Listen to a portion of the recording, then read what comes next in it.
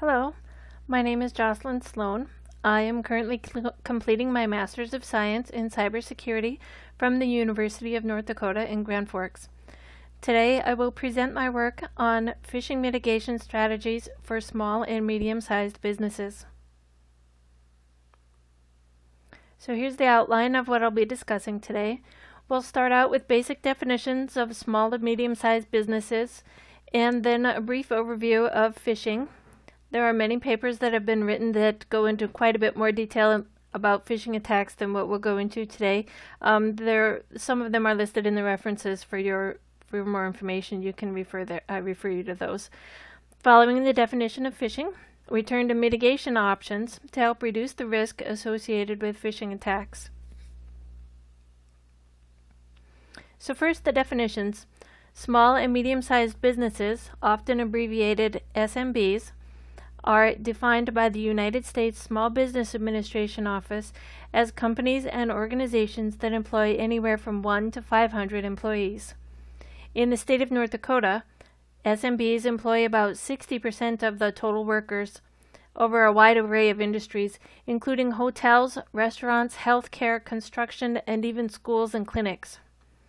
Phishing, on the other hand, is a social engineering tactic commonly used by malicious actors to gain access to internal systems or information. Phishing generally begins with an unsolicited contact, followed by gaining the recipient's trust. The attempt culminates in an urgent need for the recipient to share some private details or information. Often, phishing attempts are received via email, but other strategies can be used as well, including peeking over someone's shoulder, following them through a locked door, etc. Phishing attacks have been reported in all industries across the globe, including healthcare, banking, and even government industries. The goal of the mitigation techniques presented here is to break the cycle of trust. By breaking the cycle of trust, we can prevent the disclosure of private and personal information. Before we can begin determining the best option available for small businesses, we must be aware of the one major constraint that small businesses face that large enterprises do not: their budgets. The chart on this slide is taken from a 2019 nationwide survey conducted by Untangle. Note that the majority of respondents to this survey have a very small or unknown annual security budget. In particular, we see that 29% reported less than $1,000 a year for their annual security budget. A full 26% don't know their IT budget, and 19% spend less than $5,000 per year on their annual security budget. Using that information from that chart, I created a weighted average to generate a target goal for a typical small or medium-sized business budget. By discarding the I don't know my budget and combining the others together using this weighted average, we get an average annual IT security budget of $1,280 per year. So let me just run you through the creating of this equation here. I took this 29% and I multiplied it times the $1,000 per year of their IT budget for that group, and then this group I used the 19% and $5,000 per year, and you see that here. And then I combined these last two together because 26%, they're still less than the first group by quite a bit less, so I combined them together and put them in together at $10,000. So it's just a rough estimate, and so I created what we call a weighted average here, and the total comes out to be, if you do all this calculation, comes out to be $1,280 per year for annual expenditures that we can spend on phishing mitigation for IT security. So what are our options? Phishing mitigation strategies, such as those mentioned in this paper, are intended to reduce, not eliminate, the related risk to an acceptable level. There's two basic types of mitigation strategies, and that would be software-based and human-based. Security awareness training, sometimes called mindfulness, encourages the human to recognize the different traits of phishing emails. So we'll talk briefly about mindfulness training or security awareness training, and that will be the human-based strategies. And then we'll talk about software as a service solutions or SaaS solutions that combine the software with the human experience to form what I believe to be a better solution. So first, software security awareness testing or mindfulness training. Security awareness training or mindfulness training often consists of a checklist of rules to consider for each email message that a person receives. This slide contains a list of warning signs for phishing. Many times, this might be the only option available for some small businesses, small and medium-sized businesses, classroom or video-based training, reiterating over and over again the signs of phishing. And those generic signs of phishing, we'll just go into them briefly, will be the generic greetings such as "Dear account holder," a call for immediate action like "Click this link now to claim your account now before I delete it." An offer that seems too good to be true. We've seen this sometimes where the email promises something that's free, but only for a limited time, only good for the next 10 minutes, that kind of thing. Another would be an attempt to evoke a strong emotional response. So, for example, another sign of a phishing or a social engineering response would be if they're trying to get you to do something that you wouldn't normally do, like if, for example, someone receives an email saying that their child is stranded overseas and they need you to send money. That kind of thing it's meant to evoke a strong emotional response. And one last thing that's a strong clue for that's probably phishing is if the hyperlinks in the email itself do not actually point to the company's website. So, what options do we have? Well, first off, I want to say that classroom and virtual training can be very effective.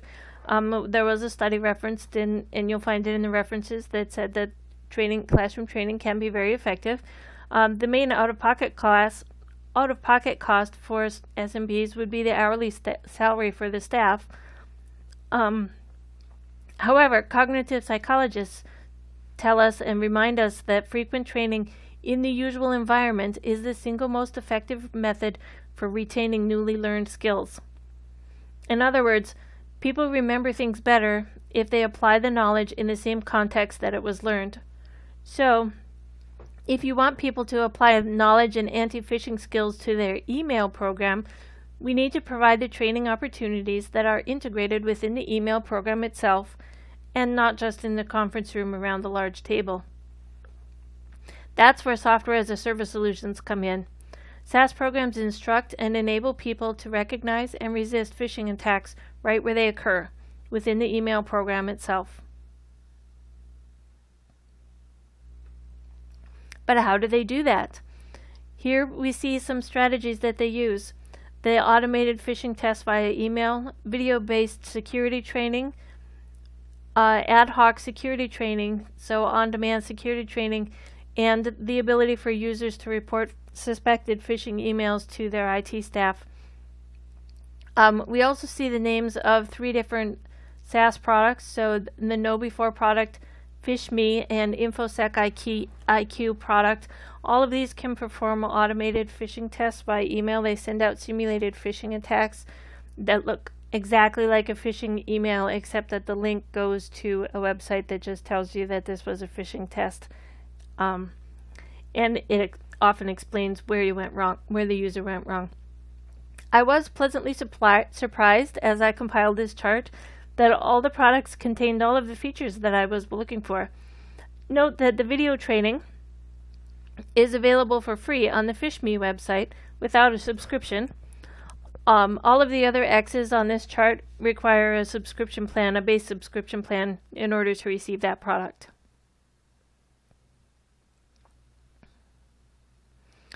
Following the list of features, I compiled a list of baseline subscription costs for the various sized business. Most of this information comes from the manufacturer's website. The links are provided in the references. Interestingly, options appear somewhat limited for the smallest of businesses.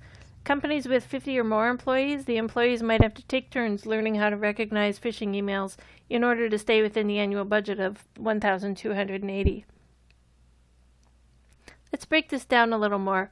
We've determined that phishing mitigation training are affordable for small, medium-sized businesses.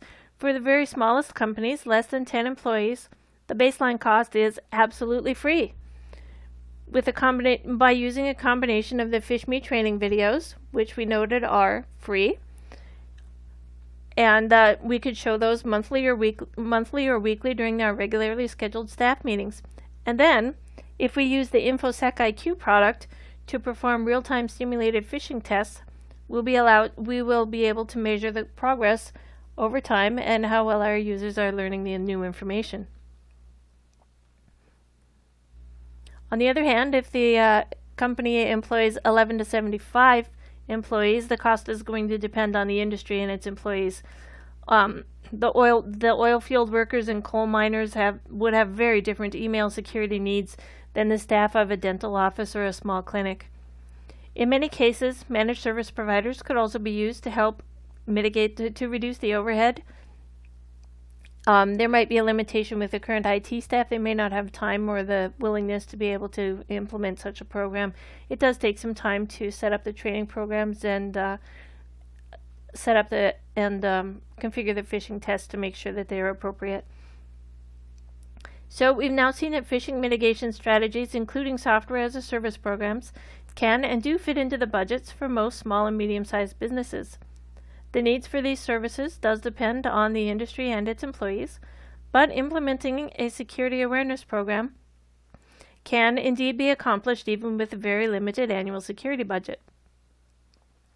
I did think of some further research opportunities that could be accomplished using based on this data. We would also want to consider the cost of recovering from a phishing attack. In many cases, that could mean malware or ransomware, and so that would involve the data recovery. It's also important to consider the damage to the company's reputation. No one wants to be on the front page of the newspaper for having had a data breach, particularly small and medium-sized businesses. Another thing to consider is the use of cyber insurance. And what that does is it's purchased through a special insurance company, and basically it would do things like pay the ransom in order to regain your data back from the hijackers or the malicious actors who encrypted your data. It should be noted here that cyber insurance does not mitigate an attack. It does not reduce your risk whatsoever. It's only valuable after the fact. Another option that would be possible is the use of artificial intelligence to detect and prevent phishing attacks before the user receives them. So now we've seen that phishing mitigation strategies, including the software as a service programs, can fit into the budgets for most small and medium-sized businesses. The need for these services will depend in part on the industry and its employees, but implementing a security awareness program that includes simulated phishing emails can indeed be accomplished, even with a very limited annual security budget. It's important to remember that every little bit of training helps. Thank you for your attention today.